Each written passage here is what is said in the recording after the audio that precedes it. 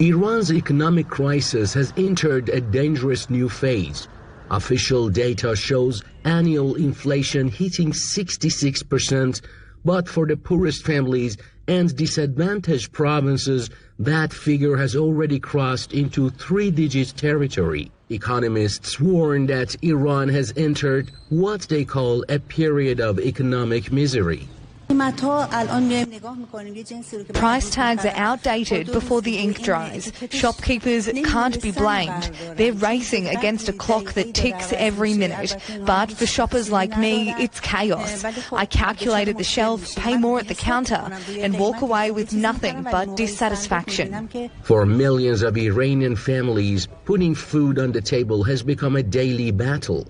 With food inflation peaking at nearly 130% last month, staples like meat and dairy have become luxuries.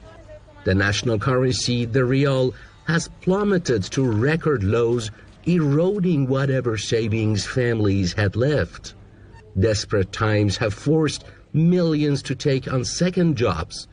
Teachers, government employees, and factory workers are now spending their evenings driving for internet taxi services just to cover basic expenses. Skyrocketing prices are breaking us. As a retiree, my pension increases are meaningless. And when they can't keep up with inflation, I'm having to borrow left and right just to survive. Pass by any butcher shop and the prices tell the story. The rich don't notice, the poor can't afford it. That's where we stand as a country. The officials offer slogans, they talk about protecting people's livelihoods, but for millions of us, that livelihood simply doesn't exist anymore.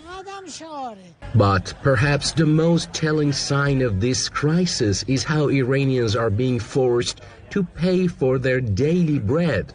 Once reserved for cars and high-ticket items, buy now, pay later schemes are now being offered for meat, dairy, detergents, and mobile phones.